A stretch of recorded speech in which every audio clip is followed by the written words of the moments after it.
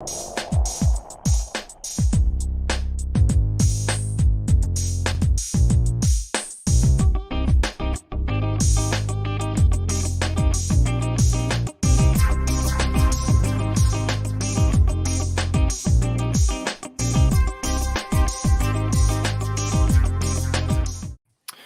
is going on, everybody? Back again, another Saturday special for you. This one in the afternoon time, the POS Postgame Overreaction show presented by UJSports.com. I'm your host, Paul Meharry, joined alongside Dane Young in the car after a great watch-along show with Russ Tanner. I actually watched, and Dane, don't get mad at me, Dane. I don't watch you guys the whole time. Most of the time, I'm watching the game. What? You know, yeah. What? But I watched you guys literally for the whole second half, man, and really enjoyed it with Russ Tanner. He knew a heck of a lot more about this Georgia football team than I thought he would. He was naming guys on the roster that I didn't even know what number they were. Yeah, Russ is just fantastic, and I say that on a personal level, he's done 2 of my mortgages, which is kind of helpful. But also just like I need to hit him up. Yeah, you should, because they do a good job there. AthensLender.com, Russ Tanner. But like his love for Georgia football, his knowledge for it, man, he could drop Mortgage Life and do media stuff anytime he wanted to. He's just got that personality, and then he knows his stuff, man. And not only just being a former player, but paying attention to the current guys, paying attention to recruiting. It was funny sitting in the middle of him and Roddy, because half the time he's needling Roddy of like, hey, man, can you give me a little recruiting scoop? There's a few guys I'm interested about. Yeah, that was fun. That was fun. Overall, though, 56-7 Charleston Southern. Dane, I almost had a UGA Sports exclusive with the offensive coordinator for Georgia Southern. I know his brother very well, but they wanted to come in to Athens and get out of Athens. I would say after that audio that leaked from Kirby at halftime from the Florida game, they didn't want any more motivation for this game, and rightfully so. But I think we are going to be able to eventually get the offensive coordinator from Charleston Southern in the offseason to talk to him about going up against Georgia's defense. And especially if Georgia makes a big run, I think that would be some pretty cool insight. So almost had that for you guys on YouTube, but Charleston Southern SID decided to come in, get their money. And that's what they did. 56-7, Dane. What initial thoughts? We do this every week, kind of the initial thoughts of the game. We knew Georgia was going to win, right? I think I want to say I'm going to go look. I want to say I picked 56-3, so I was kind of close. But what was your initial thoughts, man? I picked 69-0 because I'm a child, and that's just what I do these days. You've done that twice now. I've done it 3 times, and I was almost right the first time. Like Vanderbilt should have been that, but Carson Beck threw a pick or something.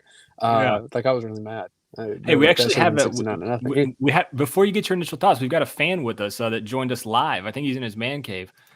Hey, Kevin, what's up, man? Look at that. I can't hear you. Hey, Kevin, you're muted. Let's see. Can you unmute yourself? Sorry, guys. Yeah. What's up, man? My man cave in the garage. I'm digging it. Sat it out there for a 56-7 victory, huh? Yeah, man. I just wanted to give you guys a call. Really dig the college or the watch along party. Got a buddy of mine in Washington State who started watching the show. He doesn't get he didn't get the game today, but he listened in, and just want to give you guys a shout out, man. Say hey. Yeah, we appreciate it, man. We appreciate it. What's on the docket for tonight? What game are you looking forward to tonight to watch? Anything in particular? Honestly, I might watch the Utah and Oregon game. It's kind of interesting that they are not favored in that game. Yeah, 3.5-point dog Oregon is in that game. Yeah, which is kind of crazy if they're the number 3 team in the country. But funny scenario. I got a buddy of mine who's a huge Ohio State fan. We've been friends for many, many years. And honestly, I'm like, it may come down to the best defense in college football versus what seems to be the best offense in college football when it all comes to the end. So we're gonna definitely discuss that a bunch this episode. Ohio State, also Florida losing to Missouri. Aaron Callaway says is what he's looking forward to. So, Yeah. so we'll see about that as well. But yeah, man, I don't want to take you guys' time. I appreciate you guys. Hey, I really man, we do. appreciate you coming on, man. Yeah. You guys have a good evening, and go Dogs. Yeah, man, you too. Have a good one. Take it easy. Dane, you with me? There he is. Yeah, I'm here. My internet was being a little spotty, so I'm trying to move closer to like Watkinsville, but not break too many laws in the process. Hey, nah. If you get pulled over, just tell me with UGA Sports. That's gotten me out of many tickets. I'll tell him Paul Meharry is on the other line, and he can talk me out of this. Yeah. No, we can put the cop live on YouTube. It would be great. 56-7 though. We were getting your initial thoughts. Kevin came in with his awesome man cave. We appreciate that. 56-7 initial thoughts there, Dane, on the game. Yeah, I'm glad that Kevin joined. That was really cool, and thanks for watching and doing everything we did, supporting everything that we have going on. Initial thoughts is Georgia accomplished what it wanted to. No one got hurt. At least anything that we saw. Jordan Davis got a rushing touchdown, which is cool. Just to have something fun to talk about. Yeah. As a whole, I don't know that there's much you can say other than when Georgia's beef on the lines of scrimmage on both sides when he gets paired against a team that has none. Man, it's this was a mismatch from the very beginning, and Georgia did what it's supposed to do against a team like that. And frankly, I think next week's going to be pretty similar. Georgia Tech's obviously better than Charleston Southern, but not to the degree that Georgia is better than Georgia Tech. We've got some folks in the chat, Dane, and it's before we get to them, I'm going to get to Kale Stone said, Blaylock back, and if we can get Pickens back against Tech, I love our chances even more against Satan. Mint Saban. LOL, go Dogs. Yeah, good to see Blaylock back out there. He caught, let's see, what did he have? Two receptions, I think? Yeah, 2 receptions for 11 yards. Yeah, and he had the 1 10-yard where he got kind of trampled on a little bit, twisted, and got right back up and went back out there. Yeah, it was a tough catch. A good throw from it was Carson Beck, I'm pretty sure. Kind of to the inside, he had to go down and catch it. And in traffic, good to see Don Blaylock out there. I don't see Don Blaylock as being a massive piece in Georgia's like kind of stretch run to a potential title here, just because he hasn't played a whole lot. But to have him, his experience, and what he's overcome to get back here, you love to see him get rewarded to be able to play. This is the overreaction show, Dane, so I'm going to overreact a little bit. Was that the last time we will see George Pickens in a full uniform at Georgia? Was that the last time that you're saying in Athens? Yes, in Athens, yes. Is that why he... That's the last time that we'll see... Dane's Dane went in and out on his hot take. He's driving home, guys. So Dane went in and out on his hot take there. But while we're waiting on Dane to come back and get to some of you guys' comments, Roddy's going to join us here in just a bit when he gets home. Let's go Dogs from Richard. And then you guys really want to talk about Ohio State, and I do too. Jim said it. Ohio State looks scary good today. I don't know. I don't know if Ohio State necessarily... They did look great. They look great. But at the same time, was Michigan State overrated? You have to kind of look into that. I don't know what's going on. We got to add on the ESPN. Michigan State's pass defense was 130th out of 130th in the nation. So they got beat up. CJ Stroud went for a ton against them. Let's see here. We've got Dane back now. I'm going to try to add him back in if I can. Dane, you back? Yeah, man, that's infinitely better. I think I hit a different cell tower. So, so trying to produce on the fly. You were right in the middle of your hot take overreaction. Was this George Pickens' final game in Athens because he dressed out? Yes, 100%. Yeah, I think so too. I don't even know if that's a hot take. I think that's pretty assumed. With the talent that he has. The thing is, you hope to see George Pickens play a meaningful part in the season because when he is healthy and ready and available, he's Georgia's best offensive player. And there's an argument that he would be Georgia's best player, period. I mean, he's just such a game changer. So I would personally love to see him return at Georgia Tech because I think that's quite poetic considering what happened the last time he played at very Georgia poetic. Tech. Yes, But we'll see if that's the case. So I want to kind of see if we're noticing a trend here. Don Blaylock dressed out. I think it was last week, fully dressed out, and then he played this week's a little bit. George Pickens dressed out this week fully, pads and all. Maybe that's leading into next week, getting a few snaps, and then, I mean, it's going to be tough though, and I don't mean it in a bad way, but it's going to be tough for Pickens to just come in, and everybody's going to expect the world out of Pickens to come in. But if his first game in meaningful action is against Alabama in the SEC championship game, that's a tough task. Like, do you see where I'm going with that, Dane? Yeah, there's more reason that if you can get him to play against Georgia Tech, it's going to be helpful for the team, right? Because trotting him out there against Alabama, maybe that's causes more problems than it solves.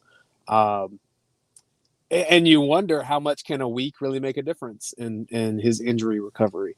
At this stage, if he can run and he can play, it seems like it's all about confidence and reps. So I don't know. I'm not the doctor on that one. I guess Dr. James Andrews could tell you.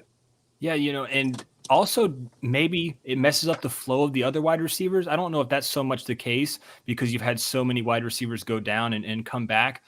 I just think that your offense is really running at and this is not to say leave Pickens on the sidelines. If Pickens is healthy,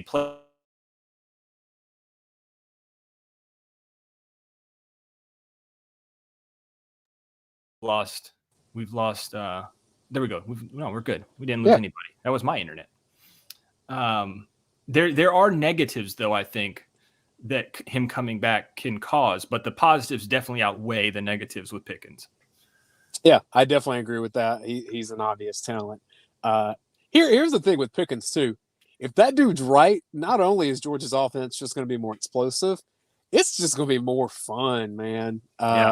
He does stuff that like I haven't seen at Georgia in a decade. Going back to maybe AJ Green that had some similar skill set, just in terms of ball skills, catch radius, all that good stuff that people smarter with football, could say with more authority than I can.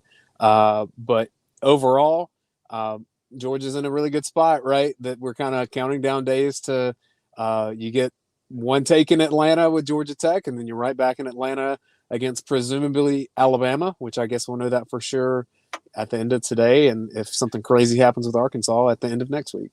Yeah, it's right now 0-0 Alabama, Arkansas. Just started 8 minutes left in the first. It does look like Alabama's on the Arkansas 31, though, so they are driving as usual. Kale Stone says it's better to go against Tech, knock off the dust, and get the confidence back for our superstar in Pickens. To completely agree, Kale. I would have liked to have even seen him if he was ready to go today. Put him out there kind of like Blaylock did. Just a couple passes his way, let him touch the ball, let him feel it out. But it does feel like, and it does seem like, that's going to be sooner than we think, Pickens coming back. Another comment here, Dane, from Jonathan Taylor. JT Daniels' lack of mobility is becoming more and more apparent. I was going to touch on this once Roddy got down, but I'll touch on it with you as well. JT Daniels didn't look that great to me today. I don't know if you can really take a lot. I mean, the deep pass that he threw, I'd say to a few different Georgia receivers, that's probably a touchdown.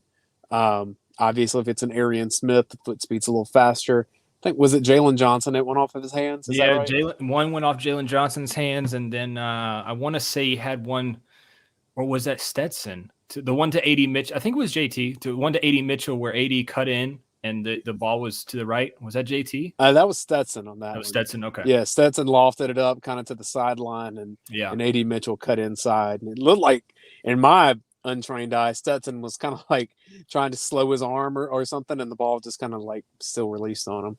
I did JT look like, the JT against Mississippi State last year? Probably not, but like at the same time, it's apples and pine cones, and it's hard to compare one to the next. And I've never heard that. I've heard apples and oranges, apples and pine cones. Exactly. Apples and oranges are different. Apples and pine cones are more different. I don't know. It felt weird today with JT Daniels out there. And they did give him reps with the first team. So people have been complaining, right? Oh, he's going out there with the second team O-line. No, he had the first team wide receivers and he had the first team O-line out there. He did throw the touchdown to Brock, but Brock made a good play on that. I don't know. I don't think there is any doubt in anybody's mind moving forward that this isn't Stetson's team. Stetson has the confidence. I don't know if you saw the Marty Smith piece on ESPN on Twitter today. It's about a 4-minute long piece. I guess they interviewed him last week against Tennessee, and they put it out this week where Stetson says, look, I'm the best quarterback on the team. He says it a little bit nicer than that, but I feel like I'm the best quarterback on the team, and that's how I'm going to play it. He better believe that. I mean, right. For any competitor to think that like the person behind them is better, well, then you've already lost going in because your confidence isn't where you need it to be. The other thing that I saw a quote. I haven't seen that whole interview, which I'm excited to go check it out. But I saw him say that like last year when he was Georgia's quarterback, he was like, "Oh yeah, I'm the starting quarterback at Georgia." Yeah, like, driving around in his truck. Driving around in his truck. Yeah. And then this year, it's like, no, I'm just playing the position. Like I'm doing the job. Right. And it sounds like to me, it's a more, at least in his eyes, right? It's different for every person. He views it as more of a mature approach that this really isn't that big of a thing. Whereas last year it was kind of the like, oh, look at me, look at the hot shot that I am. And it may have gotten him in trouble. It is. But you have to think about it though, Dane. He walked on at Georgia. He went to a JUCO and then came back to Georgia and was starting quarterback. You can't tell me if it was me or you wouldn't be doing the same exact thing riding around in your truck in Athens being like, I'm the starting QB. Like I would be doing this. I'm sure I would, but like to me, that's an admission that he felt like he acted in a way that probably bit him in the butt by the end of the season last year.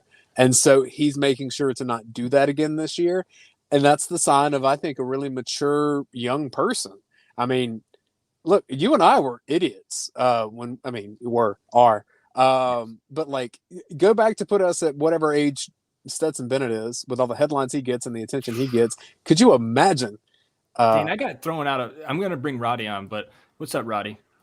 Hello, gentlemen. Hey, yeah, I got thrown out of Sanford Stadium my first game as a student. So I can only imagine what went through Stetson's mind. Man, you and I thought we were hot shit when we were on UGA News Source. So yeah, we were. We were. Much less rocking ESPN interviews and stuff. So I sat in the band section, Dane, and they were on the field. I made it at halftime. It was a South Carolina game. I made it at halftime, sat in the band section, was a little too inebriated because our apartment complex threw us a party. I sat in the band section. They came back. They were like, "You're in our section." I was like, "No, there's nobody sitting here." And then I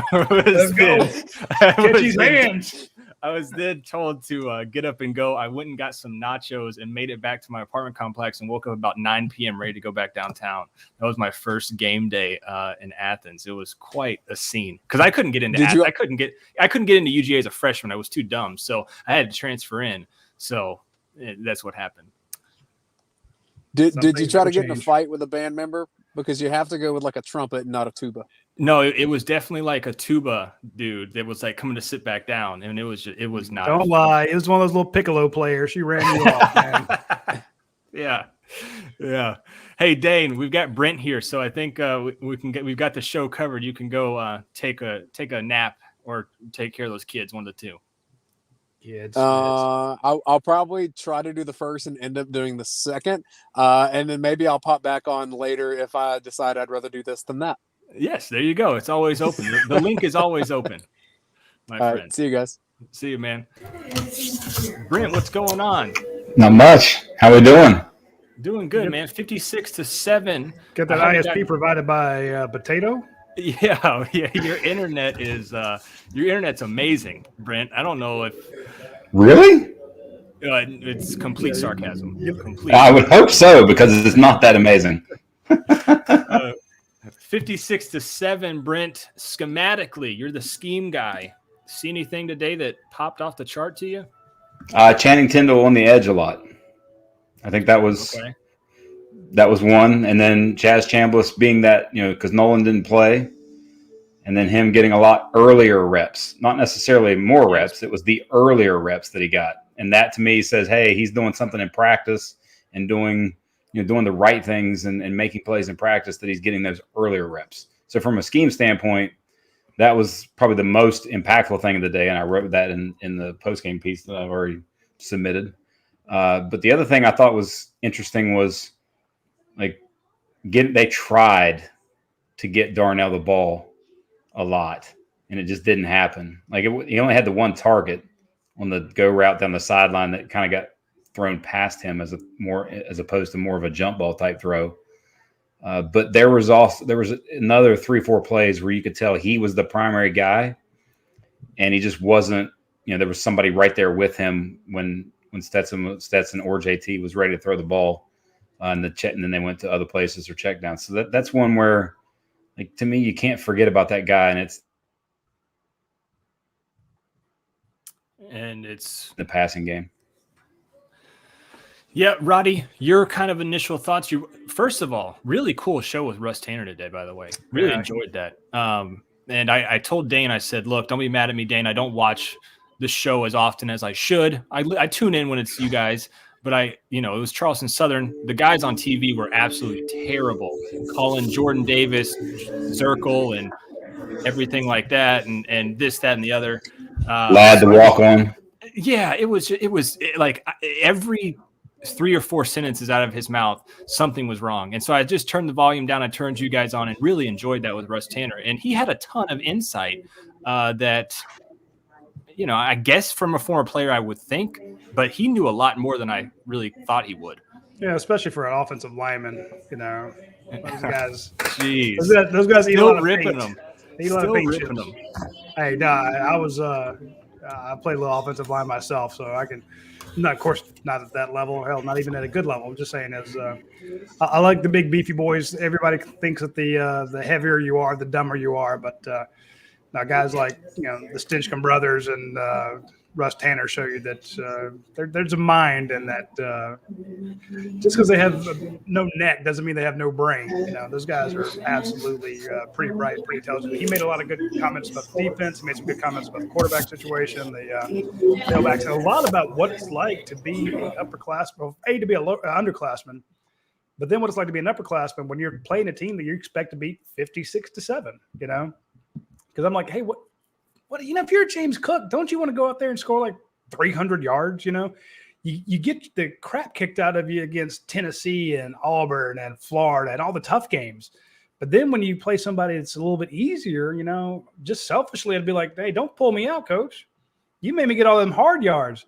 I want these easy yards. I want to get some numbers. I want to go to town. And you pull those guys out, the younger guys get in, and you're like, oh, that's great. But, those guys couldn't do that against Alabama or Florida. Why should they get all the – but he pointed out, I said, look, you get out there, you played some, you've had a good day, but now you're so excited for your teammates to actually get a shot. The guys that were with you on those 5 a.m. lifts, those guys that did the skull sessions with you, that did the hot chair with you, the guys that skipped Thanksgiving and stayed in town with you because nobody went home. Those guys that lifted all those weights with you, you get excited to see them go out there, and they come to the sideline and you're cheering for them. When you're young and you get to the sideline, the old heads, as he calls them, are all patting you on the back, telling you great job, or ripping you a new ass if you screwed up. And he says the same way when he was an upperclassman, he talked about trying to get his knee braces off quietly, so they don't get busted by your position coach. But you're just trying to you're looking for snacks and stuff like that. But it was just great insight on a game like today. And then just some fundamental stuff. It's like that needs to be fixed before you face Alabama. That needs to be fixed before you face Alabama. Oh, you better fix that. Or, hey, that's going to work. What we're doing right here, this is going to work. And he called a lot of plays just like Coach Johnson does. He saw the formations. He's like, okay, this is running to the boundary. This is running to the boundary. Having former players, I get tired of seeing a lot of, just because a guy played, you put him on a broadcast and they're terrible. Yeah. Guys like Donovan and guys like Russ are former players and coaches who are great on a broadcast, and we were very lucky to have Russ on the show today. He did a great job. Brent, you've got a little background noise there, Brent, but before we let you go, any things you want to move forward on Georgia Tech? Looking forward to on Georgia Tech. Did you see the score of their game right now? Oh yeah, what is it's pretty bad. It is. It's 38 it's to nothing. really right? bad 38 in the to second nothing. quarter. Yeah. Yeah, it's But Notre 38. Dame's a great team. I think they're Yeah. looking ahead to next week as well already. I know, get through that game and take care of your business, much like this one, and then move on. But it was a good senior day. Seeing Jordan Davis get the touchdown run was awesome, which, by the way, though, his run before the touchdown run was infinitely better. Like, that was legit, like, off the ground, true athleticism. The touchdown run, he kind of got tripped up and just, being 6'6", fell into the end zone. But the one before that was awesome. But just a great day. He jumped from like the 5-yard line. If you're going to if you're going over the top of the pile, maybe wait till you get to the pile before you make leap. So on the touchdown for Jordan Davis's touchdown, all I saw was I can assume it was Erickson's hand. It was a white hand like reaching up, like please save me, because what do you have there? 45-0. 45-0. Good Lord. But all I could see was first half. All I could see was a white hand reaching up like save me, because Jordan Davis and like 3 other guys were on top of him after that touchdown. And it was like a hand coming up out of like Halloween. It was just like, you could just see it shaking when Jordan. Yeah, I think it was Erickson though. I think it was Erickson. So hope he's all right for next week, because that hurt. That definitely hurt.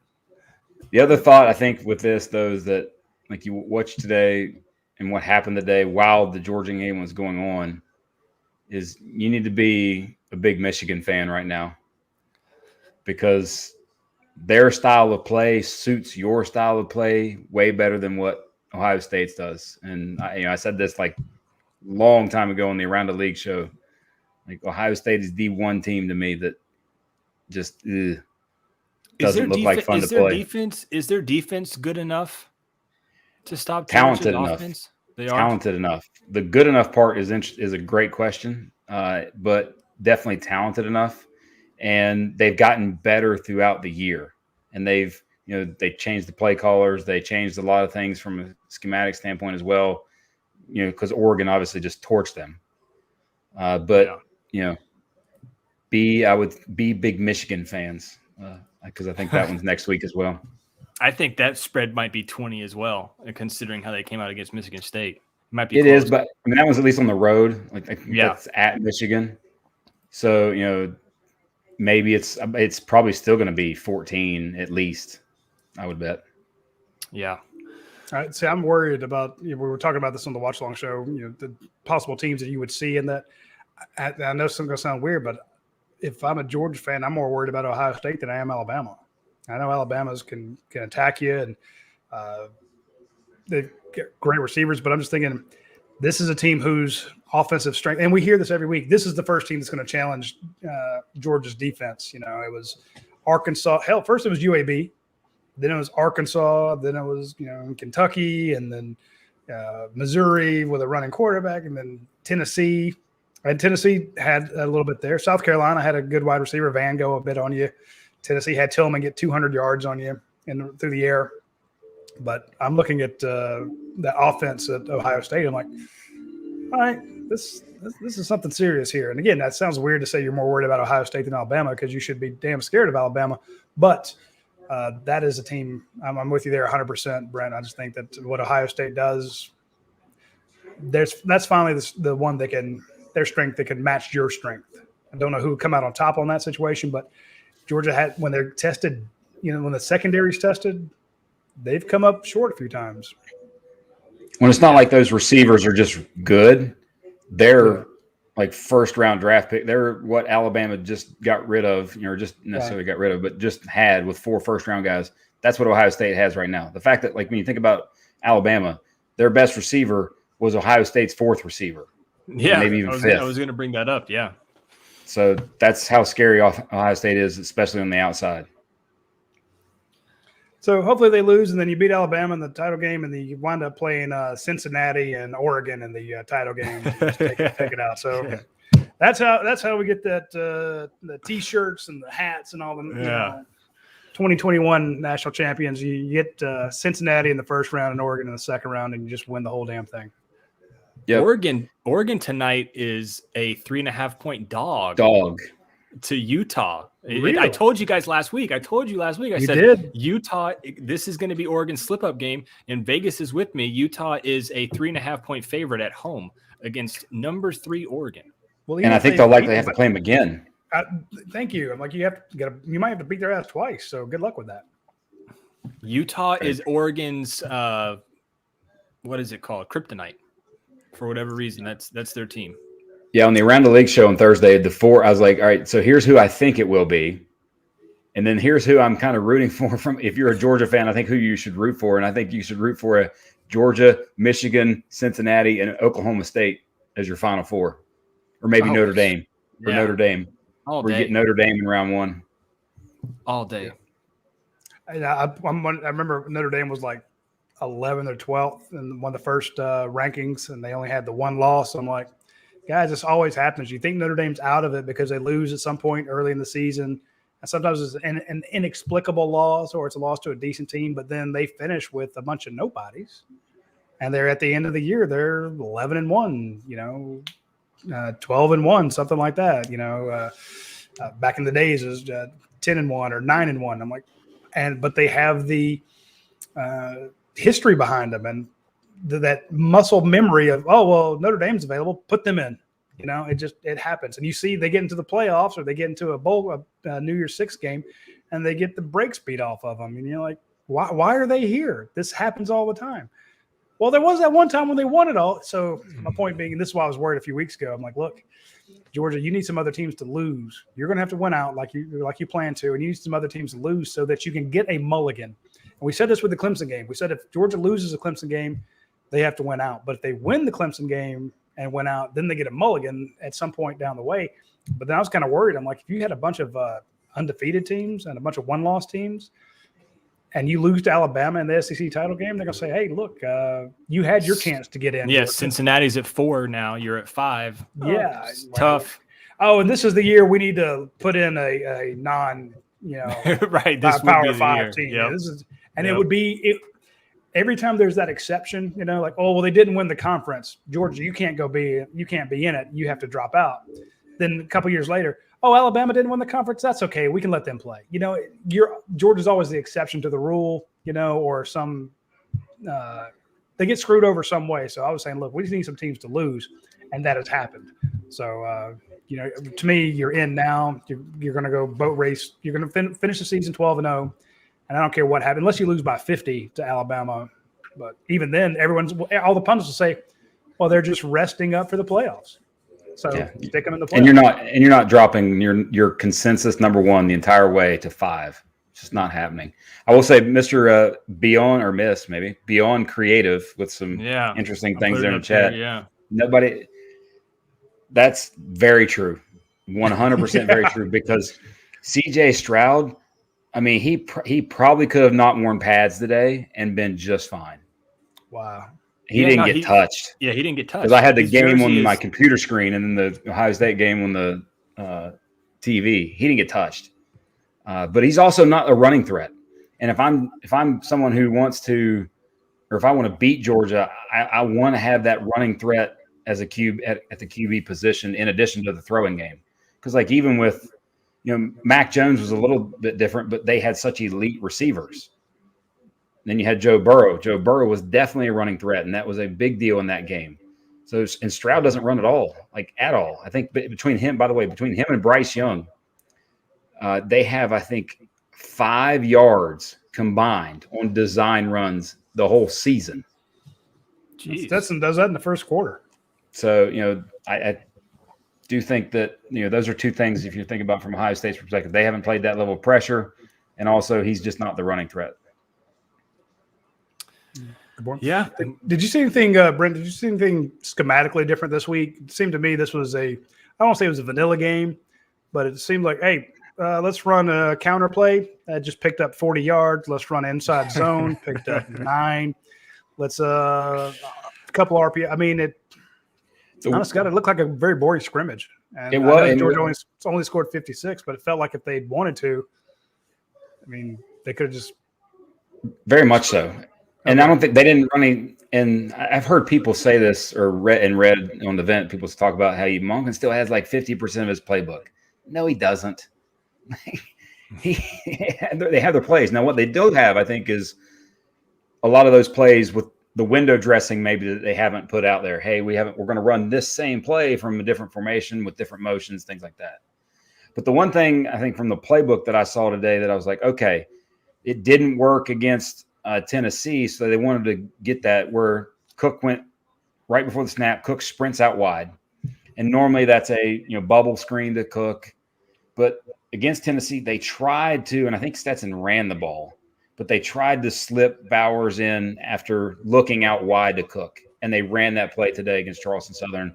Had got like 6 or 7 yards maybe, but that's really the only one you're like, okay, they wanted to see that play get run on tape and have some success with that play. a lot of tunnel screens today. Saw that one. I did see. Yeah. Go ahead. There was that one RPO where they had Ladd McConkey at the bottom of the screen with Brock Bowers in front of him. He turns, the minute the ball snapped, you could throw it to him, but they handed it off up the middle for like 7 yards.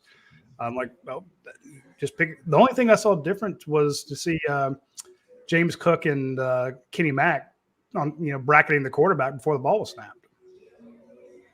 They did do that once against Tennessee. I think once against Tennessee because that was one of the ones we had on the YouTube thing with that Dane and I did earlier in the week on the running game. But yeah, like you said, I think it was very much this is stuff we run all year. We're just going to keep running it, and then obviously going to have a whole ton of success doing it.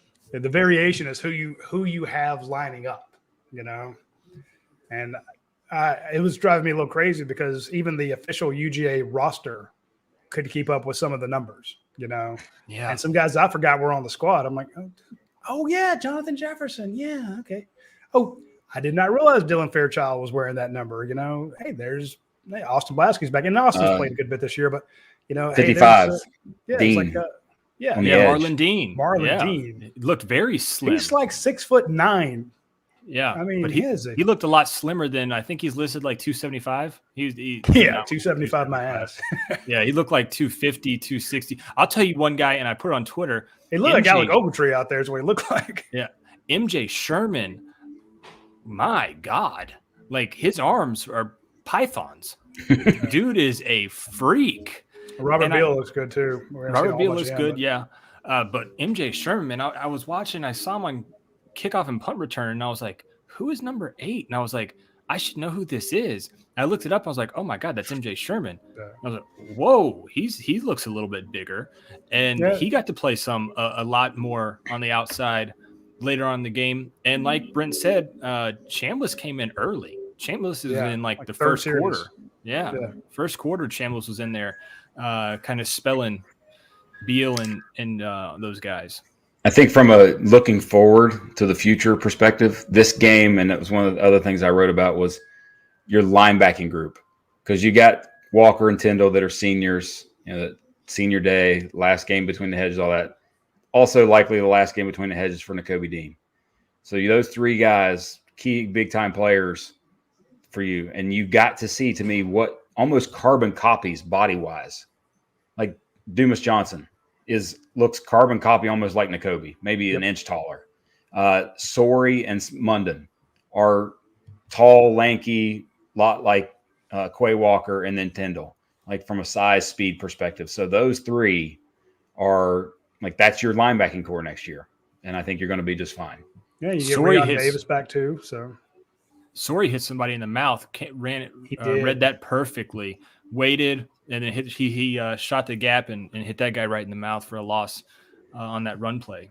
That's when he got his shout out on TV, when I was trying to not listen to those guys as much as possible. It was rough. Justin Morton McClendon killed a man, when he pulled out, hit a guy 30 yards downfield. Justin Schaefer was dragging bodies. I mean, I feel bad for Charleston Southern. I mean, you're outmanned, you're outmuscled, and those guys aren't going to pull up to hit you, but you did see a lot of future guys out there. You got to see Devin Willock get a lot of snaps, in their guard, and Owen Condon back on the field. To me, it's one of those great days where those guys get to work. I did want to, Brent, give me your thoughts on the quarterback situation. To me, there wasn't a whole lot there. It's just hand the ball off or run it. But I didn't think. I mean, Stetson was very average, both of them, but they just didn't. It was kind of one of those games where it was almost like even they were going through the motions. Like I bet his grade is right around, like his PFF grade, I bet is right around 60, 62. Because he had 2 touchdowns and he threw the ball sideways. Like that's a 0 graded play. You're not going to get anything special from a grading perspective for that. The throw to Washington was the one I was a little like, come on, just give him a chance, as opposed to trying to throw it in stride. I was just throw it, take some revolutions off and let him jump ball, go over top of somebody. But outside of that, it was very pedestrian. It looked like, again, the one deep ball to Adonai Mitchell where he kind of starts veering in, ball goes out. I was like, okay, that looks a little off. But it just in general, it's not one that I even care to think much about. He's the guy. He's the guy moving forward. So no, it wasn't. I'm just curious. To me, then they went right to JT Daniels. What are your thoughts on how he looked? I mean, everyone says the quarterbacks need to knock the rust off. To me, I'm like, we don't. The quarterbacks are the only ones that get that kind of caveat. Offensive lineman goes out there, defensive lineman, do your job. Exactly. But then with like Don Blaylock getting in there, thought it was fantastic, and that's a guy who maybe does need to knock the rust off. But again, he hasn't played in like 2 years. Don't give me a guy who played last month. Who played a couple games ago. That guy doesn't need to knock the rust off. So. And JT was okay. Like it wasn't anything that did bad. It wasn't anything that did great. I did think the throw to Meeks that was a little forced. You could see the safety overhang kind of coming into there, trying to fit it into the tight window. Actually, Beck's throw to Meeks on the sideline that let him go get it. I like that throw as much as any throw that was made in the whole game. Yeah. Because you let that guy give that outside shoulder, go make the play. That one was good. But JT, he from a movement, I always just watch his movement and his legs and lower body, and his lower body looks pretty good and comfortable to me. And what your thoughts on Beck? I mean, Beck had one pretty good play there, but then the fourth down play was just that was bad. That was bad. Because just throw that one away. It's fourth down. There's only one place to me you put that ball, and that's in the corner pylon, where it's like, okay, my guy just goes and outruns and dives for it or gets it, and that's it. Nobody else. But he kind of threw that across his body. That was one that was definitely not so great. But other than that, not too bad. Not the one throw that Brock made. There's nobody behind him. The way he threw it, I'm like, that could have been a pick six the other way with only the quarterback able to stop him. I'm just like, triple coverage.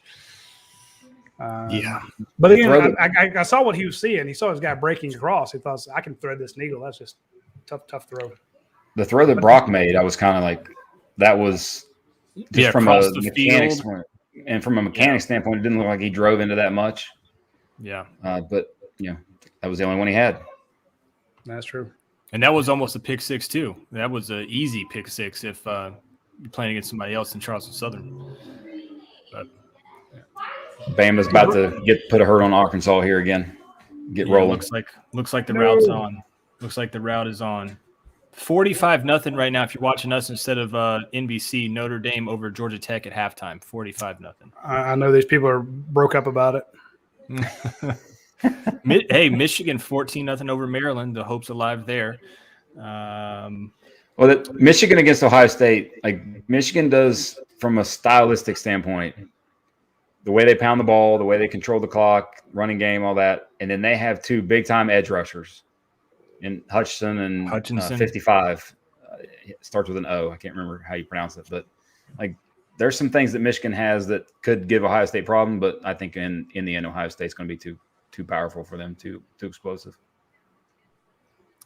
Well, Brent, we'll let you roll out. Looks like we've got Trent Smallwood waiting in the wings. All right. So we will bring on him. And Brent, have a good rest of your night. And we'll look forward to the first Film Don't Lie coming out over on UJSports.com and on YouTube as well now. So that's right. We're gonna start doing those on video more exclusively. Those are badass, folks. Be sure to check those out when you get a chance. All right, appreciate it. See you guys. Brent. See you, man. Trent Smallwood, the man, the myth, the legend, joining us from his basement, the cellar dweller. What's going on? What's going on, guys? 56-7, Trent. I think you were able to take your kid, had a good time. Was it just as enjoyable in person as it was on TV? Because it was rough on TV, my man. The announcers were not great. I left about in the third quarter sometime, but I did enjoy seeing George Pickens running routes before the game. That was pretty. Just to see him back. I mean, he was in with the offense. He was doing everything the team was doing. He was out there cutting. He looked good. But as far as the game, it was it wasn't much to take from it. I think Georgia was pretty much a dominant team. It was pretty impressive to see Zeus hit that corner, and you see how much faster he is, and then you don't understand the talent gap there until you see something like that where he hit the corner and kind of ran away from Charleston Southern secondary. But overall, I thought Georgia came out and did what they were supposed to. You kind of hear people in the stands when you go that said it wasn't like this a couple of years ago. At games like this, it would be 21-7 at half, and you'd still be worrying. But yeah, you're right. Georgia's out taking care of business and doing exactly what they need to be doing. Everybody on Twitter, Trent, said that the stadium was extremely loud when Jordan Davis scored that touchdown. How loud was it? Was it in there? It was loud when they on his first carry, but when they went to the second carry and they saw them motion the same way and move Jordan Davis to the backfield, the place it got electric. Definitely loud. It's probably the loudest part of the day. Yeah, there wasn't much more to be loud about. The only thing other crazy play was Charleston Southern's 7 points. I don't know if you were still there or not, Trent, when that happened, but that was absolutely wild. I was trying to figure out what happened because I saw the bat and the pick. Then all of a sudden the guy's running the other way, and so basically, who got that interception? Who was it? Was it Sorey? No, it was Sorey. Yeah, it was Sorey. He came down with it. He starts to run. Next thing you know, the wide receiver just comes up and snatches it out of his hands real quick and takes off. Nobody really knows what's going on. And next thing you know, he's running for a touchdown.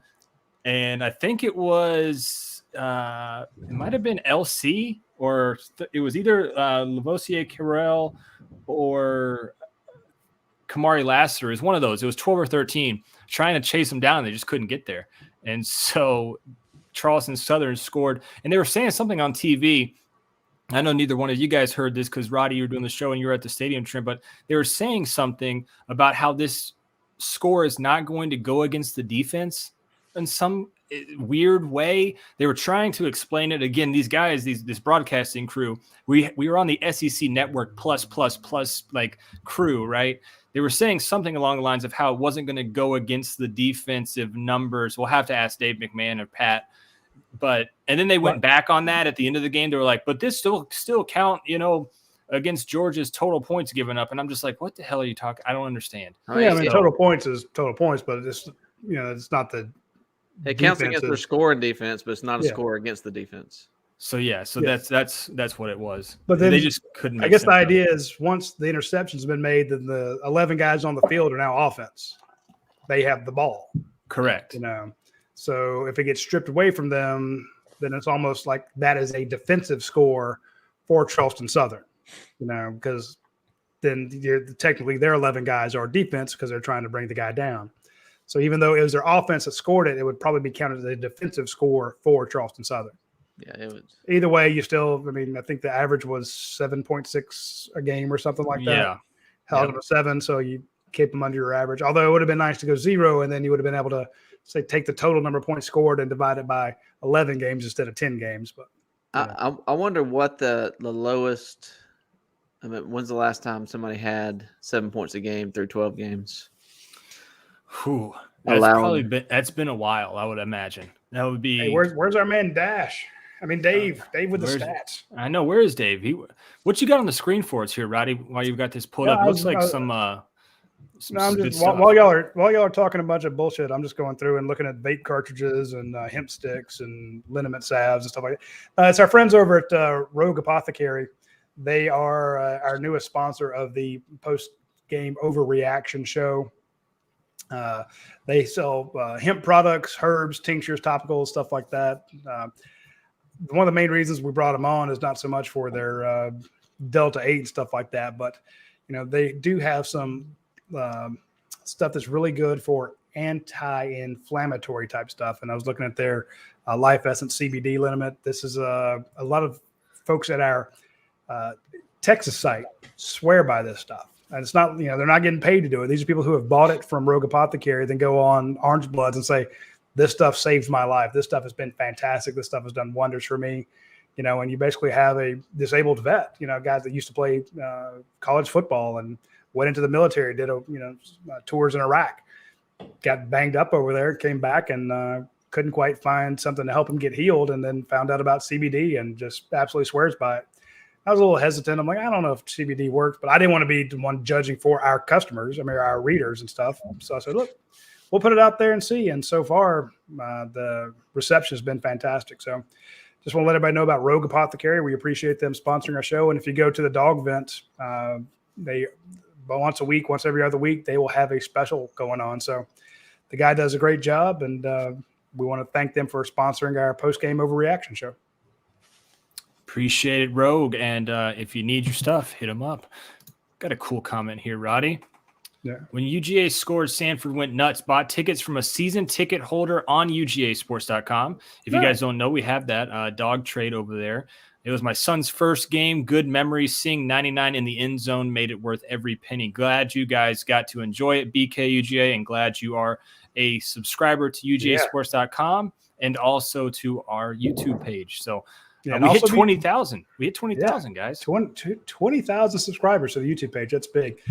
Just a quick note, folks. Be sure if you're on the dog trade and you're buying tickets and parking passes and box seats and all that stuff, with the SEC championship coming up and playoff games and hopefully a national title game, don't just buy tickets from anybody you see over there. It's not unheard of for somebody to make a fake account, buy a subscription to UGA Sports, go over there and say, hey, I'm Dog Fan 98. I've got tickets, for the title game for, $2,000 for 10 tickets or something like that. And all of a sudden they want, they sound really good. Be sure that when you click on their name that they've been there a long time, that they've been an active member of the site. Just be a little suspicious. We don't know who they are, so we can't just kick people off on the suspicion that they may or may not be a scam artist. But it's same with rivals, the same in any website.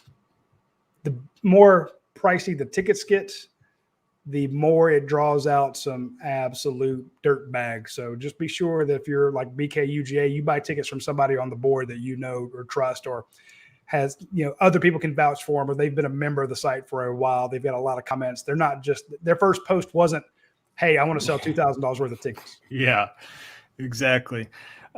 Bring up let's see if I can add this in here. Bring this up. See if we can. Oh man, I hadn't even thought about the stats. Yeah. Let's get the stats up here. You want to go that? Yeah, let's do no, go back where you had it. It's bigger. Yeah, let's go. It's bigger that way. Here's Georgia on the defensive side of the ball. Again, you see his name up there. Dumas Johnson, 6 total tackles. Brent mentioned him. I think he starts at middle linebacker next year.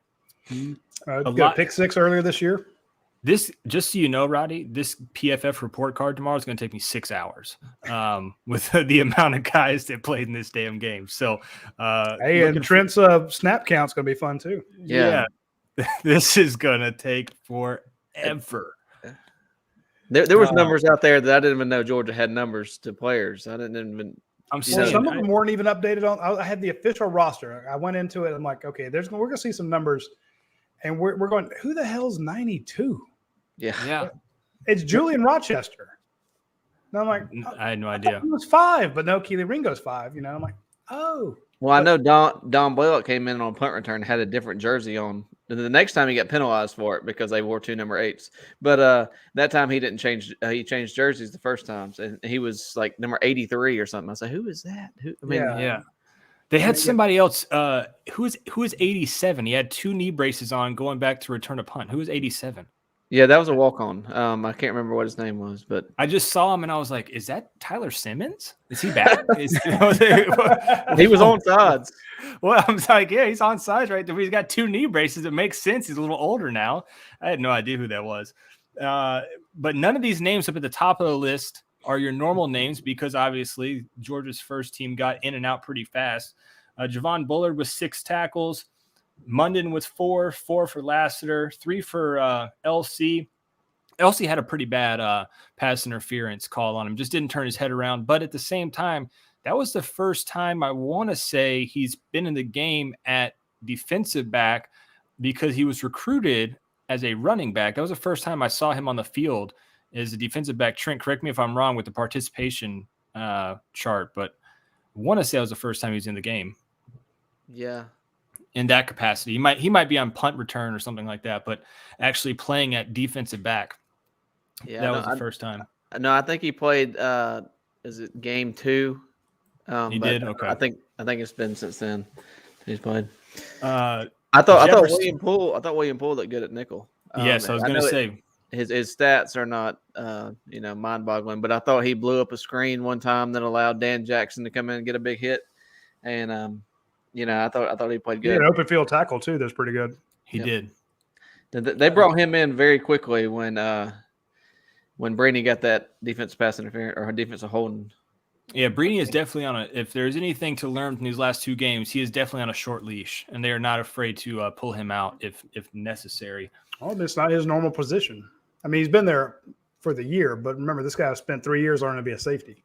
Yeah, and he's great against the run. It's against the pass that he has a little trouble with, and that's what's coming up. Right, and that's why I'm earlier in the year I said, look, Georgia has some issues that the coaches are worried about. And I'm not going to, we didn't go stick them in a column or write about them all the time, but I did mention Georgia's secondary is a mishmash. You've got a transfer from Clemson. You got a redshirt freshman that's never played. You've got, Lewis Seen on the back end who's really good, but you've got a new star. He only played it in the Peach Bowl. He never played before. Then you got, William Poole, Amir Speed, Chris Smith. Yeah. These are guys that, were beat out for many years prior. They're good, but they're not Eric Stokes and Tyson Campbell, guys like that. These aren't, this isn't a Richard LeCount, who's starting by his sophomore year. So, but, they've matured and they've gotten better, and Latavius Brini has knocked down some big passes. Chris Smith has had some huge games. Some guys mature later in the process. But I said, when you're moving all these guys around early in the year, you might get torched. That's one of the reasons. That's what I thought was going to happen at Clemson. I'm like, you're not going to be able to attack Georgia's front 7, but they're going to pick apart the secondary. I thought DJ Ongalele was going to be a lot better and he'd have time to throw. It turned out that didn't happen. But I said, look, be patient, because by the end of the year, the secondary is going to be fantastic, or at least be a lot better. Part of that's happened. They have gotten better, but they are still susceptible from the star and the safety spots through the air. And you saw Tillman at Tennessee get 200 yards on them. You saw Van at South Carolina get some big hits. Tennessee actually dropped some big passes. Auburn dropped passes. Demetrius Robertson dropped 3 or 4. If you hit a team like Alabama with Minchie, he's not going to drop a whole lot. Jameson, he's not going to drop a whole lot. Ohio State's not going to drop any. That's when you got to be a little bit nervous about the teams they're going to face down the road at secondary. And they're going to look at the tape and go, okay, we're going to attack the star. We're going right after him. And because they're not only is Latavius a little susceptible in the passing game, but you're also thin there. Yeah. You don't have a lot of guys you can move there. You've basically got one. The guy you brought in as a transfer has got a torn ACL. So this is why everyone's like, oh, Georgia's defense will be fine. Your defensive front 7 will be fine. But that's not all the defense, And, yeah, Bryce Young can't throw it. He can't attack your corner, or your star. He can't attack your safeties if he's flat on his back. But, you better hope you get him on his back every time. 10-7. Oh, Arkansas scored? Yep. Let's go Hogs. Uh-oh, come on, Sam Pittman. Turn the jukebox on. Man, I love Sam Pittman. If he got a win like that, holy. I didn't get to see much of him, but I heard Ingram Dawkins over the radio that he was playing pretty good on defense line. Yes, I really like Ingram Dawkins. I think he's going to take a big step next year when all those guys are gone. Dude, he and Jonathan Jefferson side by side, that really felt like a look into the future. Yes. You know, Ingram Dawkins. Oh, and Nazir Stackhouse, who was out there like before those guys. I'm like, yeah, you're losing. Again, we mentioned it earlier in the week. There are only two starters who are guaranteed to come back next year on Georgia's defense. This is how much attrition and flights to the NFL you could have. You basically get Jalen Carter back and Keely Ringo. Nakobe Dean could be gone. You know, Jordan Davis Nolan is Smith. gone. Yeah, Channing Tindall's gone. You know, Quay Walker gone. Nolan Smith could go. Trayvon Walker could go. I mean, Lewis Cine could leave. Chris Smith graduates. Latavius Brini graduates. Darren Kendrick's gone. So Julian Rochester lost his 17th year of eligibility. Yeah, Julian Rochester. Eventually, you have to kick him out. And No, came out- he's going to come back. He's going to come back. He's going to be the a old player man in the assistant or club. He something can't like come that. back in no more. No Look, more. he walked senior night. I said, this has got to be the 12th senior night he's walked. Well, he has to get a ball for everybody in his family. You know, everybody wants one of those signed balls. And, you know, mama got one, now dad's got one, brother wants one. So, guys like that. But when you're looking at, okay, who's going to replace him? And you mentioned seeing those inside linebackers, you know, seeing Javon Bullard out there, where it's number 2 on the team in tackles today. Smile Munden, that is a fast guy, you know. But I saw when he saw Tyrion Ingram Dawkins out there, Tymone Mitchell, Bill Norton. It's like, So okay. you got Stackhouse, you got Lowe. Stackhouse is your guy. Yeah. Warren Brinson. Warren Brinson Brinson looked played, good. So I mean, yeah, you've got guys, and I think, you know, you're going to You have reload. Walker back. yeah, if Georgia wins national championship this year, I don't think fans really care what comes back next year. But this is how Alabama does it every year. They reload. You know, they lose 8-9 guys on offense or 8-9 guys on defense, and then next thing you know, they're back and they're not as great as the year before, but they're still good. You know, and that's what Georgia is getting at now with their recruiting. So where you've got guys like a Sori, a 5-star prospect, Smale Munden, a 5-star guy, you know, these guys just waiting in the wings, ready to go. Beyond creative. They say the best college football has been the 2001 Miami Hurricanes. Look at their scores. We have been better. In an era which allows you to score a lot easier. Yeah. Pass interference is the easiest thing to get these days. And you toss guys left and right for targeting. Yeah, oh, yeah. Receiving wise, 12 receivers got a reception today, 20 receptions total, 4 touchdowns, 2 to Bowers, 1 to old Brett's. How do you say his last name? Scyther. I was going to say Seether. So, all right. Scyther. I Brett. think that's his. Yeah, Congrats, Brett. Yeah. He got his first touchdown of his career. That's and then awesome. Kenny Mack got himself another receiving touchdown. As far as rushing attack, 4 touchdowns on the ground as well. I'm highlighting the one Jordan Davis touchdown, but you also got one from Edwards, another one from Cook, and then like Trent said, that Zamir one was probably the one play where what was that? Was that it was 21-0. And then Georgia scored again at 28-0. I had to explain to my wife that there are programs that get paid to come play in these games, because she was like, I feel so bad for this other team. What's going on? And I'm like, calm down. They're getting paid to come play this game. You know, this is the talent gap. She's like, oh, okay. Is that why you had to buy it on this app? And I'm like, yeah, you know, they're not putting this on CBS. So Right up from where we were sitting, the quarterback for Charleston Southern, his parents are sitting right there. And I mean, they were ecstatic before the game, but it kind of went downhill as the game went. Like they were just praying for his safety. Yeah, as the game went. You know, I think the cool thing is, though, for a lot of those guys, is that they got to play in front of 92,000 fans, something that, you know, they never would have been able to. Was there not 92,000 there? No, about 80, 85? It was probably about close to 80. But look, we talked about this on the watch along. They get to say we went toe to toe with the number 1 team in the nation. You know, I tackled, you know, Zamir White. You know, hey, I knocked that pass down that was going to Javon Wims. Yeah, I knocked the pass down that was going to Brock Bowers. You know, I defended that. Remember, there was one, the kid knocked the pass down in the end zone, jumps up like no fly zone. It's like, It's Yeah. 42-0, and you're giving them the no-fly zone thing, you know. But hey, he did it, you know. He defended the pass. The guy intercepted the mailman. Yeah, I intercepted the mailman. Absolutely. You know, hey, remember I took that intercepted the pass in the end zone from Carson Beck, you know, kept them out of the end zone. I stopped Georgia from scoring. Yeah, I stripped the guy after and I stripped and scored and then got an unsportsmanlike penalty after it. And you know, and the cool thing is they were seven. If you're an optimist, which I'm sure their coach is, you're going back into the locker room and saying, "Hey guys, it was 7-7 in the second half. You crushed it." Yeah, it doesn't have to. He doesn't have to say against Georgia's third string. He doesn't have to put that part. Yeah, we covered. We've got somebody in the chat. If you go to the top, does that say Georgia had close to 200 yards rushing in the first quarter? Go up. Let me get back up there. Let's see. First quarter. Yeah, 171 rush yards in the first quarter. Wow. Yeah. Let's see here. UGA stats. And it wasn't one guy either. I mean, 251 yards, but it was spread out. I mean, that's receiving. Never mind.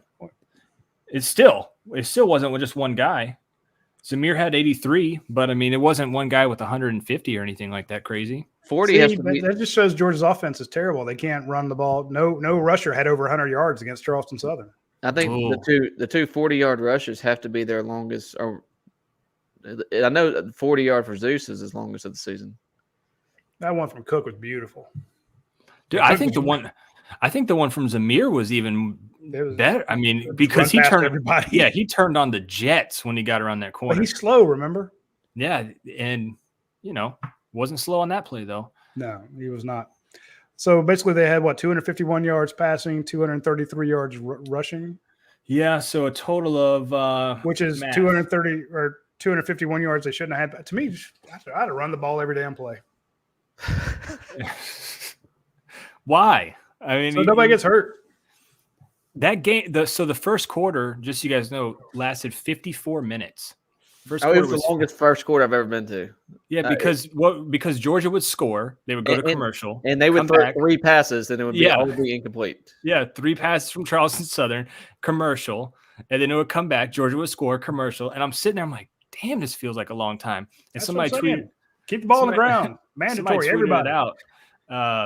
54-minute first quarter. Luckily, the game sped up in the second half and even in the second quarter, really for the most part. But first quarter was like 28-0, and I felt bad for Charleston Southern, man. I did. The good thing is those guys came up and they gave Georgia a game, and everybody gets to go in and really enjoy it. Nobody got injured, which is the biggest thing. And you get about we mentioned the news. We had a lot of people asking about what's up with Chris Smith. He didn't play today. We broke the news on the dog vent and on the show that he does have a knee issue. Apparently, Kirby Smart confirmed that. Let me go back and find out what Kirby Smart said. So Kirby Smart said Nolan Smith, who has an elbow injury that he suffered against Tennessee last week, he probably could have played today. He should be fine for next week, which is big news and matches what we were broke on the post-game overreaction show last week. We told you what was up with Nolan Smith when no one else knew. We told you here what was going on. And Kirby Smart said Chris Smith's knee buckled during practice, which we said that he had a knee issue and he should be fine. And Kirby Smart said the exact same thing. So it should be okay for next week. So next week with this defense, you get Nolan Smith back, which is huge, and Chris Smith, also huge against Tech, who are not good. Who are getting their teeth kicked in. But again, those guys, and honestly, I wouldn't play either one of them next week.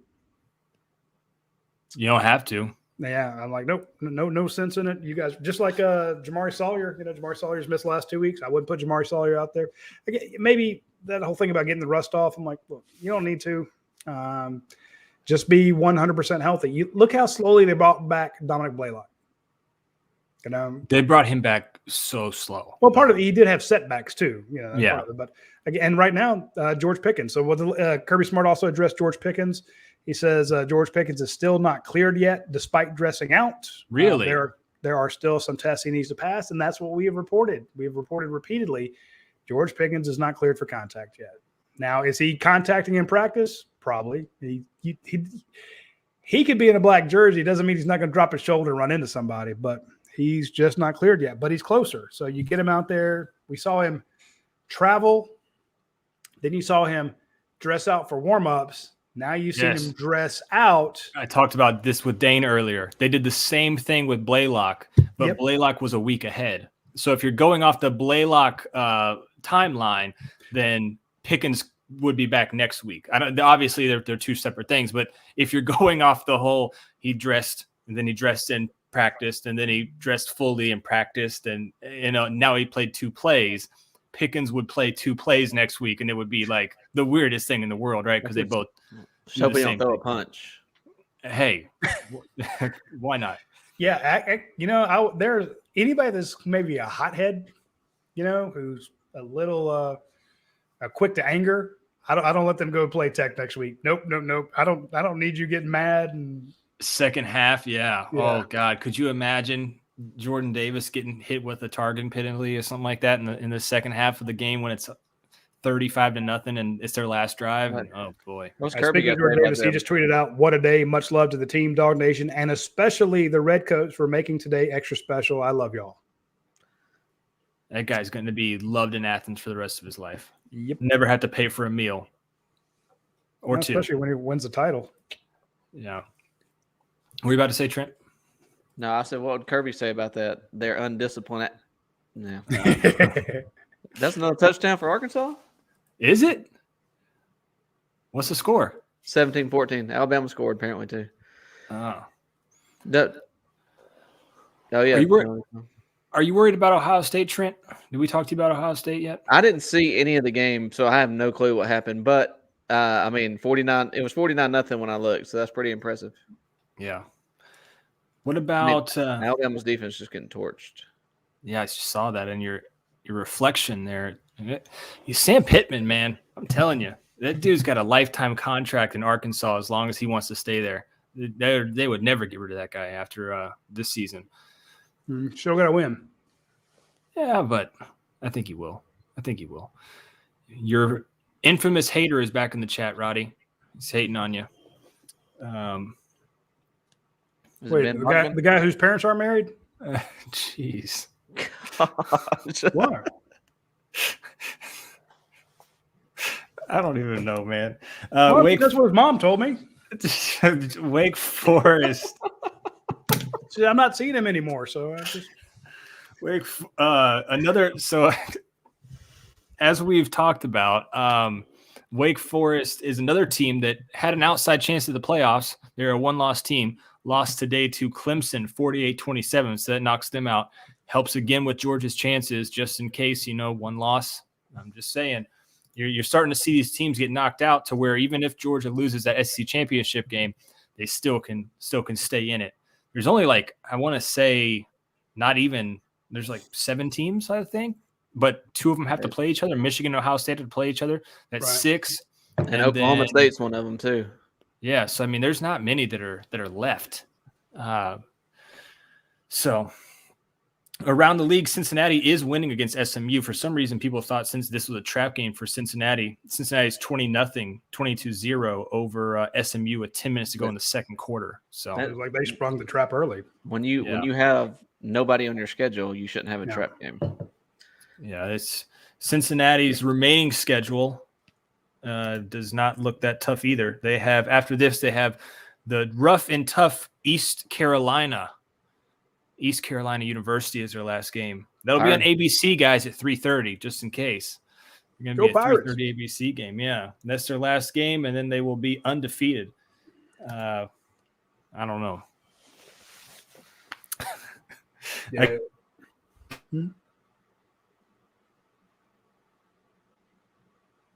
Did we lose Paul there?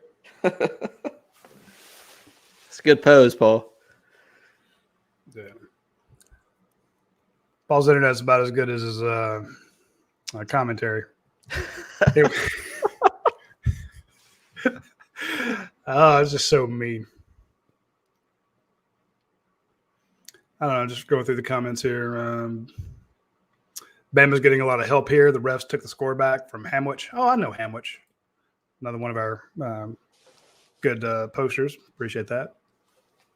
It's first and goal at the 1 though. Let's see him pop it in there. Yeah, I thought it was crazy that it was 56-7 for both games. Ohio State takes it to Michigan State 56-7, and Georgia wins 56-7 over Charleston Southern. So basically, I think Georgia could have scored a lot more had they wanted to, but what a resounding win for Ohio State. That's just kind of mind-boggling, 2 scores. Because we're kind of joking early on when both of them were up by like 42-0. We're like, oh, I don't know. Who's going to score more points? The exact same scores. It's kind of creepy. What's bad about it is, there was those Mel Tucker contract extension talks all week too, to go along with. I hope he signed that. I hope he signed that contract. I hope he signed that thing. Sign it before the game. But if you're the AD, you're like, hey, we're going to wait until you've played a real team. I mean, yeah, you beat Michigan, but you didn't beat anybody prior to that. Do you think he already signed it, or I would did hope he so. sign that, or was it kind of contingent? Was it like, hey, here's what we're offering you? I don't know. That's a lot of money, first and foremost. Here's the thing. They better just go ahead and give it to him anyway, because if not, he will bolt. Well, I shouldn't say that, but I mean, he is going to be. If Michigan State wants to stay with the big boys and pay big boy money, because you let him go, you're still going to have to. If you want somebody as good as he is, you're going to have to spend that kind of money anyway to hire him. Yeah, we see this all the time. Let's fire our coach and go get somebody. And they fire the coach and they go, we're going to go get Dabo. And Clemson's like, well, no, because whatever you think you and your alumni and donors and everything can afford, Alabama's going to match it. Clemson's going to match it. LSU's going to match it. Georgia's going to match it. Kirby Smart's going to be one of the top paid coaches in the nation. You can fire your head coach at LSU, come out to Kirby, throw out crazy numbers. Georgia's going to match it. You just can't, even if you are a blue blood, you're not just going to be able to go and poach somebody who's good, because now a lot of these other teams that you'd be able to hire guys away from are stepping up to the plate with the money. What do you think Kirby ends up at after this year? He's at $7 million right now. I think he'll be a $10 million a year guy. Yeah. If he wins a title, in other words, there is no upper limit on this. We're seeing offensive and defensive coordinators making $2-3 million. I can definitely see a $10 million a year deal out there. So wouldn't shock me. I guess that's with winning I don't even think he has to win the title to get. I don't think so either. Yeah, he's at $7 million. This isn't. I mentioned in a columnist. This isn't your one bite at the apple. Yeah, you lose a bunch of these guys on defense, but look who your offense is going to be better next year. Your offensive line will be better. You've got some talented wide receivers coming. Brock Bowers is still going to be there. Darnell Washington's still going to be there. You could have Roderick Jones. We got Stetson running out for his Julian Rochester 7th year. Yeah, I was going to say, Stetson's going to be their 3rd year guy, man. I mean, he did run out. Stetson might transfer. He did run out. He's going to play somewhere. That was in my column, but it's he would say he sticks around, or JT Daniels sticks around. JT's missed so much of the year. Maybe he doesn't go pro. It would be a bad idea for him to go pro. Yeah, don't do that. Yeah, no. So he sticks around, and now you've got a healthy Jermaine Burton, a healthy Marcus Rosemy-Jack Saint, and a healthy Arian Smith.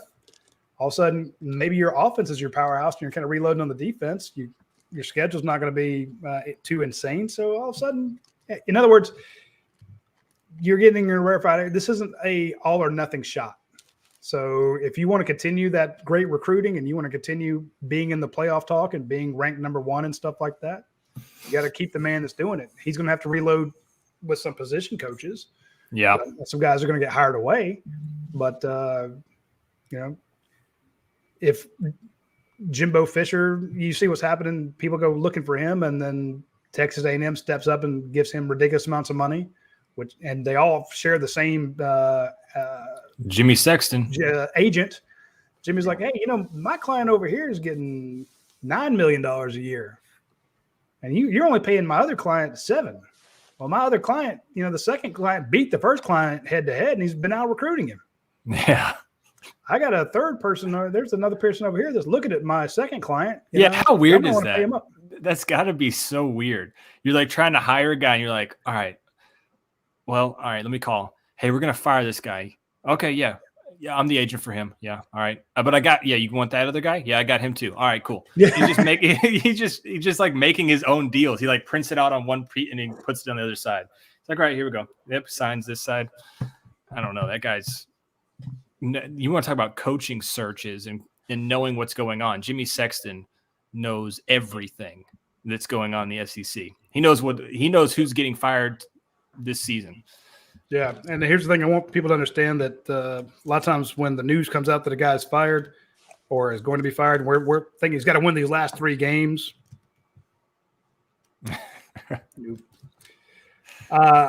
This is my theory, and I won't mention how I know it, but I did not expect after the last year, Mark Richt, when he lost to Florida, the writing was on the wall then. Yeah. And again, it's not like you reach out to Mark and ask him, but Miami knew in October that he wasn't coming back. And he was hired in Miami shortly thereafter. Just saying, this stuff is done well ahead. I think it's not always and those coaches and even the agents sometimes will say, look, we had no idea that this was going to happen. But people in your camp did, and people in your camp were working, and when I say camp, the schools, this stuff's going on way in advance. So, what about that news that came out this week? I think Mary Beth Smart got on 960 The Ref and said that the South Carolina AD was in their living room the day Mark Richt got fired. Ray Tanner was there trying to hire him. That's pretty weird, right? This is something we never heard. No, they needed that was a lot of people speculated that one of the reasons Georgia moved so fast.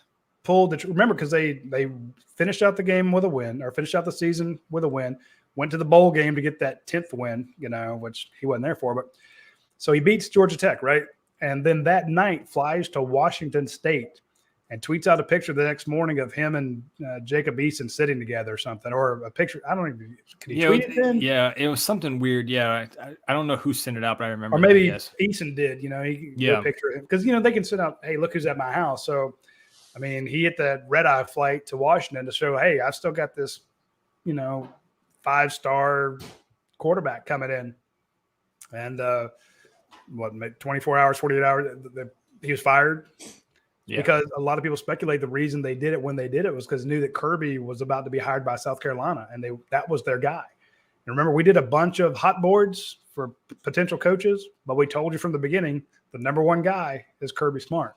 And a few days later, we said, look, it is a 95, 99, whatever we said, 90-something% deal that he's going to be the next head coach at Georgia. But we were just waiting to hear that he had signed the deal, And then somebody broke it. Kirby Smart, the next head coach, if everything goes according to plan. Now, you don't get to report shit like that. Come on. It's like, is he or is he not? So, but again, you're right. That was, and it wasn't just, everybody knew that Kirby Smart was the number one guy on it because they'd gone after him, and everybody knew that that was the one place that he wanted to come back to was Georgia. He was holding out for a big school. And that's what happened with Dan Lanning or Todd Monken. Do you take a Georgia Southern job? No. Would you take a Florida? Would you take a Virginia Tech? A USC, something like that? Maybe. But I mean, Dan Lanning probably could have taken Memphis last year. Oh yeah. But it's like, God, Memphis is good, but you stick around, you can get something better. Yeah, he's going to be one of the hottest names on the coaching board, I think, this year. Absolutely. Todd Monken too. Yeah, once you get past like James Franklin, I feel like his name's there every year for whatever reason. James Franklin to LSU, James Franklin to USC. And it's just every year, whichever job pops up, they're like James Franklin. And it's like, what? I don't know. Once you get past that name, Dan Lanning's going to be right there. He's going to be close. Absolutely. Probably something to do with Jimmy Sexton. You would imagine, right? You would think. He does. Moving forward to Tech, guys. Anything to worry about with Tech? And just injuries again, right? I know it's weird, but them trying to throw one of your players through a wall. Yeah, chop blocking the wrong guy. I mean, they have nothing. They're not bowl eligible. I think you got to go into that game and get your core guys out. Try to get the score up. Get core guys out by halftime because if something does happen, you avoid that target in the second half where you would miss the first half of the SEC championship. That's why I said don't take anybody that's a hothead. You Don't would even avoid all let that. them go down there. So, And watch out for the refs. Low Elo Joe. Yep. I would be worried about the referees in that game going, oh, well, that's targeting. He's out the first. Yeah. Yeah. You know, Some don't- Alabama fans refereeing that game throws out Jordan Davis right there in the second half.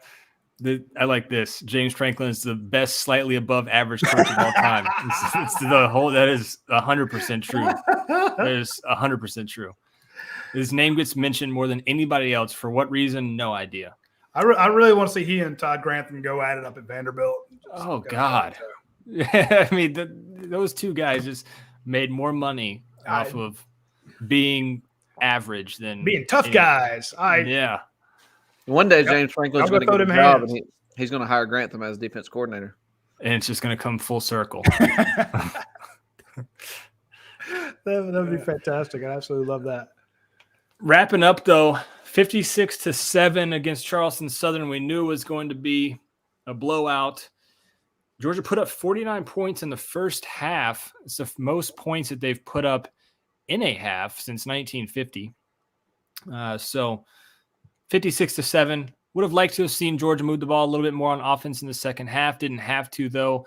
And the 7 points for Charleston Southern came off of a weird play that you're probably not going to see ever again. So overall, 56-7. You can't complain. The biggest thing was no injuries in this game that we know about. Nobody carted off the field. Nobody walking off the field. I'm sure some guys are banged up, bruised up, but that's to be expected going into the game against Tech. But I think you're favored by 35 points in Atlanta next week. I mean, so you're all right there. Just 35? It might be more. It might be more, honestly. It might, as being conservative, 35. It might be the biggest spread between the two teams ever. I'm going to say 42.5. Damn. Is this a rivalry still? Lose to them, you'll see it be a rivalry. Yeah, you're right. You're right. Yeah. It's just not one of those things. I do want to give a shout out to our friends at Rogue Apothecary. If you actually use promo code Bulldogs10, you get a discount on your order. That's BULLDOGS 10, and they will give you a discount on it. Their Battle Balm is what a lot of our friends over at the Orange Blood site, our Texas site, absolutely rave about, especially if you have like a knee or elbow inflammation. Maybe you need to get some of that stuff and put it on Nolan Smith's elbow or Chris Smith's knee. What about all the Smiths guys? Arian Smith busted up. Nolan Smith broken up. Chris Smith busted up. Oh, Tyke Smith. Tyke Smith out. Oh, Jeez. jeez. All four Smiths. Yeah, all Hey, four. some of these guys need to change their name. Yeah. Beyond Creative said, how much Charleston Southern get for showing up today? Did they release that? They released that, don't they? You can find out. We normally don't go looking for it, but it's usually $1 million or Yeah, like more. 1.2 or something like that. Yeah. I would think it's probably 1.2 million. I was gonna say I wouldn't show up for less than 1.2. Just for the. I don't say everyone has a price, but to me, there are a lot of teams that need a game like this. So and you only want to play like one or. I'm guessing as a player for Charleston Southern, though, you understand that you're going to have to go get one of these games a year. Yeah. But it still sucks, right? Like Yeah. But at the same time, you don't get to play in a stadium like that. You don't get to play against guys like that. Yeah, but you also don't have to lose, but you're going to get your ass whooped by Jordan Davis for 2 quarters. Yeah, Not everybody I mean, has if I'm a Jordan center, I'm like, okay, I'm going to take him on, see what he can do. They're not scared. I mean, yeah, he might throw me around, but I mean, football players aren't pansies. They're like, screw it. I'll go toe to toe with you and see what happens. If you go in the game sometimes knowing you're going to lose, but you're like, I love the game and all I got to do is win my battle and then hope the guy next to him wins his battle, and if you lose, you're like, okay, I got beat by a better guy. But then you get to go back, it's like, hey, it helped us. It helped our program. Because again, it's not just their football program. Some of these checks will fund a ton of the entire athletic budget. So it's a big help for those guys, and like how many guys would give their right arm to go out and play it down inside Sanford Stadium? Yeah, you're right. And they did that. And like you said, like we talked about earlier, There's a ton of them have great stories they can tell now. They one went guy gave a toe-to-toe. leg in the first quarter. So What'd you say? So one guy gave a leg in the first quarter because he got carted off. Oh yeah. But, and the same thing, it's like, well, they could get hurt. Yeah, they didn't get hurt on a regular game. I mean, that was a high school game last night. They hauled, 3 or 4 kids got hurt. There's nothing worse than laying on your back. I've been there. You're laying on your back, you're in pain. You look up and you see your coach looking through your face mask. You okay? Yeah, coach. I mean, of course, somebody's hit your nuts up into your throat. I'm gonna be fine, coach. I just need to catch my breath. And you're right. You're just like, but because you're expected to say you're fine, even if they can't find your arm. I'm okay, coach. Yeah, we're good. So, oh man.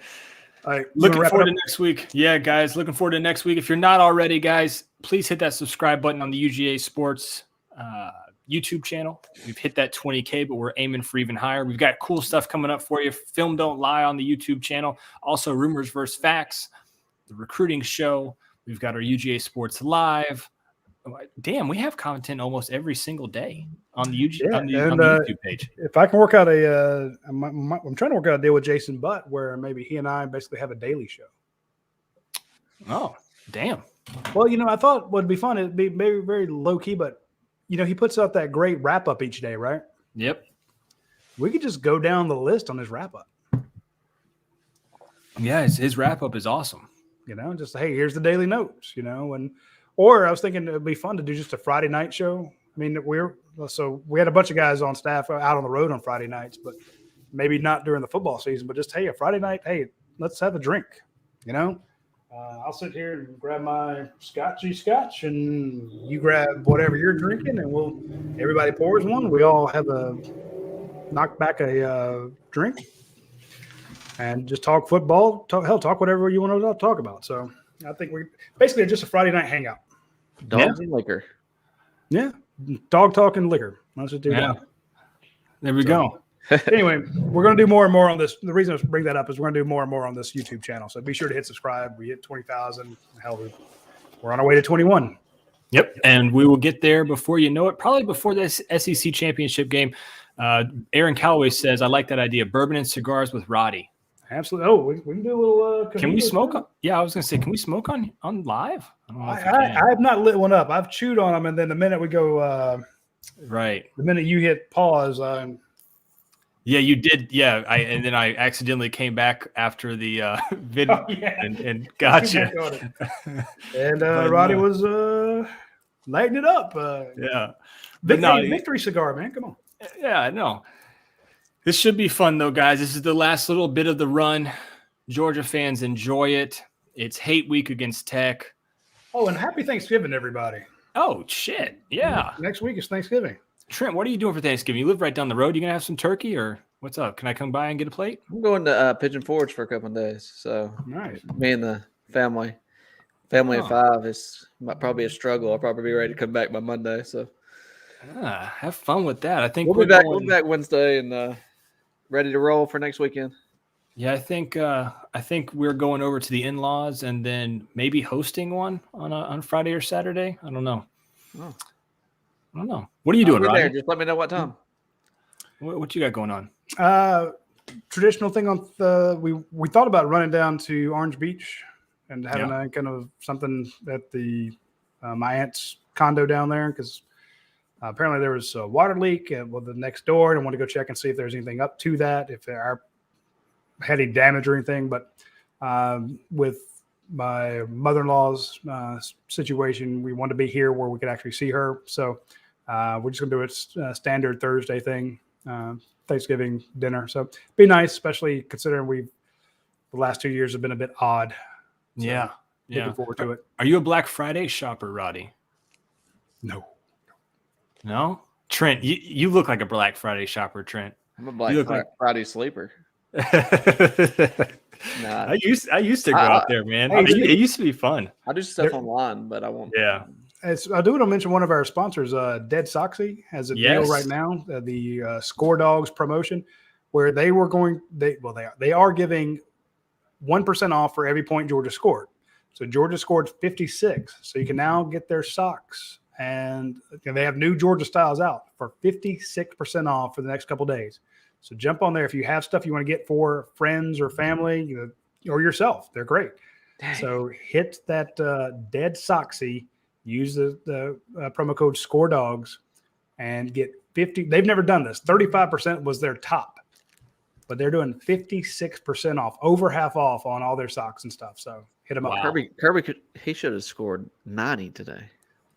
Well, they capped it. They at 60. capped it at He's like, 60. "Look, Man, And so I got a text halfway through the game. They're like, God, it's already 49-0. Thank God we capped it at 60. We've never done 60%, like not even close. I'm like, well, you're going to do it today, baby.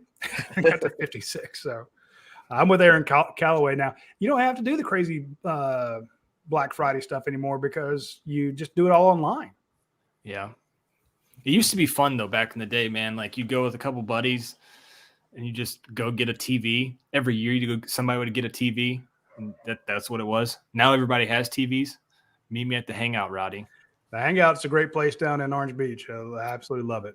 But see, I actually thought about calling the show the Friday Night Hangout.